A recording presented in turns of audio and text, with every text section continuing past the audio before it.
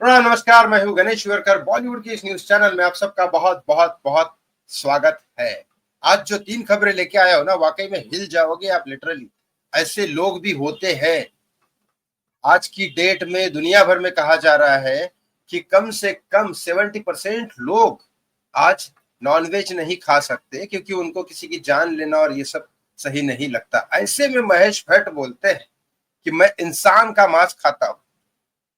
भाई साहब, रेल लग गई थी रणबीर कपूर की जब उसने कहा था कि मैं गाय और बैल का मटन खाया था मैंने, और मैं खाना पसंद करता हूँ। तब उसकी रेल लग गई थी। 450 करोड़ की पिक्चर उसकी पानी में डूब गई थी। अब महेश भट्ट ऐसा कह रहा है कि भाई मैं उसकी पूरी सच्चाई बताऊंगा। ये महेश भट्ट वही महेश भट्ट है जो अपनी बेटी को सारी न्यूज मीडिया के सामने बुलाता है और अपनी बेटी को लिप टू लिप किस करता है और कहता है कि अगर ये मेरी बेटी नहीं होती तो मैं इससे शादी कर। सलमान खान की बहुत बड़ी खबर बता देता हूं आपको। सलमान खान को गालियां देने वाले सलमान के बहुत ज्यादा करीब आ चुके हैं, बहुत ज्यादा करीब। बताता हूँ कैसे, उसके पीछे की क्या स्ट्रैटेजी है बता देता हूँ। सुशांत सिंह राजपूत के साथ काम करने वाली परिणीति चोपड़ा और कई सारे ऐसे लोग आजकल क्या कर रहे हैं बता देता हूँ। सबसे पहले परिणीति की ही बात करता हूँ। परिणीति चोपड़ा ने शादी की राघव चड्ढा, आम आदमी पार्टी के नेता के साथ। करोड़ों रुपए है इनके पास। आज परिणीति चोपड़ा आराम से खाना पीना खा के, मोटी माटी होके, शॉपिंग वॉपिंग करके या अपने फिगर को मेंटेन करके आराम से ऐश कर सकती। लेकिन कहा जाता है बॉलीवुड में जिसके चेहरे पे एक बार चूना लग गया वो किसी का सगा नहीं होता। उसको सिर्फ कैमरे की सगाई पसंद आती है। माँ, बहन, भाई, बाप, दोस्त, यार, सब कुछ कैमरा। क्योंकि ये बहुत बड़ा नशा है, सत्ता से भी बड़ा नशा है। उसको दिखना है कहीं ना कहीं, बस लोग उसको पसंद करने चाहिए, दिखने चाहिए, भले उसको लोग वो जानते हैं या नहीं जानते हैं। अजीब टाइप की मानसिकता होती है ये, लेकिन ये नॉर्मल है, ह्यूमन बीइंग है, ये सबके पास साथ होता है। तो ये अब परिणीति चोपड़ा फिल्म में तो काम कर नहीं सकती तो करेगी क्या? आजकल जिसके पास कुछ भी काम नहीं होता वो यूट्यूब पे अपना चैनल खोल देता है। अब परिणीति चोपड़ा फिल्म से तो बाहर हो गई तो उसके बोलने पे पॉडकास्ट करेगा कौन उसके साथ? तो सबसे पहले उसने अपने राघव चड्ढा उनको ही बुला लिया। अब और तो कोई आएगा नहीं। इसीलिए जैसे अमिताभ बच्चन की बेटी भी पॉडकास्ट करना चालू कर दिए तो उसके भी पॉडकास्ट में कोई अक्षय कुमार, सलमान खान नहीं आए, उसी की फैमिली वाले आए और बाद में पॉडकास्ट बंद हो गया। तो यही होता है अब। लेकिन पॉडकास्ट में आना भी तो चाहिए लोग। तो लोग तब आएंगे जब आप पॉडकास्ट करने लायक हो, आप उस लेवल की बात कर सको या चीजें कर सको वैसी। लेकिन जब इस परिणति से कोई मतलब ही नहीं है तो बाकी लोग क्यों आएंगे? ऐसे ही काजल और ट्विंकल खन्ना के साथ भी हुआ। वो भी आजकल पॉडकास्ट कर रहे हैं, लेकिन इतना घटिया है ये पॉडकास्ट। वाकई में इनको किसने राइटिंग किया, ये कंसेप्ट किसने लिखा है मुझे नहीं पता, लेकिन बहुत घटिया कंसेप्ट है इनके सीरियल का। अब वहां पे सलमान खान आता है और पहले ही बोलता है कि भाई ये कितने एपिसोड बनाने वाले हो आप लोग? तो तभी समझ में आता है कि इसको 8 एपिसोड उसने कहा, मतलब 8 एपिसोड में एक केस आगे वालों ने बोल दिया, नेटफ्लिक्स वालों ने, कि तुम्हारा 8 एपिसोड बना और चुपचाप घर जाओ।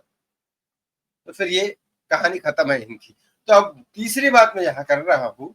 सलमान खान सलमान खान को जो भी आदमी, एलविश यादव पहले गालियां देता है, फिर उसको बिग बॉस में बुलाता है, फिर दूसरे लोगों को गालियां देता है, फिर उसको बिग बॉस में बुलाता है। ऐसे कई सारे लोग हैं जिसको सलमान खान को, जिसने बहुत गालियां दी है और उसको बाद में बिग बॉस में बुलाया। क्यों पता है? एक मुझे नाम बताओ जो बिग बॉस में आने के बाद हिट हुआ। बड़े बड़े तुर्रम खान बिग बॉस में आने के बाद फ्लॉप हुए। राखी सावंत बिग बॉस में आई, उसके बाद दिख नहीं रही है कहीं पे। केआर के बिग बॉस में आया, उसके बाद कहीं दिख नहीं रहा है। उसका नाम इतना बुरी तरीके से बदनाम किया जाता है, उसके बाद वो कहीं नहीं दिखता। अगर वो आगे बढ़ने भी वाला है तो उसको बिग बॉस में बुलाओ, खत्म करो, उसके इंसल्ट विंसल्ट करके भेज दो, काम खत्म। वो कहीं पे दिखाई नहीं देगा, छोटा मोटा ही करता रहेगा और सलमान के बारे में बात भी करना बंद कर देगा फिर।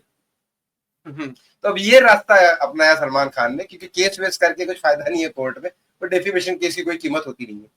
तो फिर एक काम करो, बिग बॉस में बुलाओ, बिग बॉस में उसको अच्छे से सुनाओ, जितना उसने लोगों के सामने तुम्हारी बेइज्जती, उसकी बेइज्जती करो, और बाद में बिग बॉस से निकाल दो तो उसको कहीं काम भी नहीं मिलेगा। और सलमान से सुन लिया तो सलमान ने उसको काम दिया, तो इसलिए सलमान खान के बारे में बात भी नहीं करेगा, बात खत्म।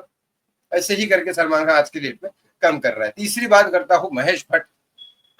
महेश भट्ट वही जो लिप टू लिप किस करते हैं, बेटी को बोलते हैं शादी करोगे, शादी करने वाली है, और ये सब अकेले में नहीं होता, बेडरूम में दुनिया के सामने करते हैं। अब महेश भट्ट बोल रहे थे बोल रहे हैं कि मैंने पिक्चरों में मैं इतना काम करने के लिए डेस्परेट था कि मैंने किसी पंडित ने मेरे को बोला कि मांस, इंसान का मटन, इंसान का मांस किसी को खिला दो तो तुम्हें पिक्चर में काम मिले।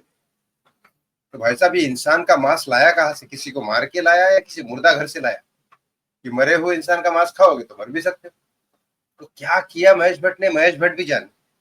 लेकिन अब पूजा भट्ट, जिसका करियर महेश भट्ट ने ही खत्म किया है, वो पूजा भट्ट भी आजकल पॉडकास्ट चालू कर दिया है। तो उसके भी पॉडकास्ट में आएगा कौन? वो भी तो बिग बॉस में जाके आ चुकी है, खत्म हो चुकी है। और जिसके पास कुछ काम नहीं होता वो बिग बॉस में जाता है। तब वहां पे अब इसके पॉडकास्ट में आएगा कौन? तो सबसे पहला महेश भट्ट। कंट्रोवर्सी भी हो जाएगी, अब ये भी हो जाएगा।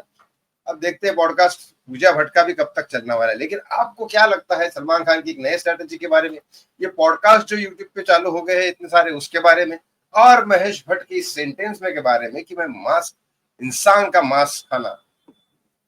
कमेंट बॉक्स में कमेंट करके जरूर बताएं, क्योंकि ऐसी चीजें बॉलीवुड में मुझे तो बोलने में भी शर्म आ रही है। कैसे लोग करते होंगे पता नहीं। आपको जो लगता है कमेंट बॉक्स में कमेंट करके जरूर बताएं। थैंक यू सो मच, बहुत बहुत धन्यवाद। जय श्री राम।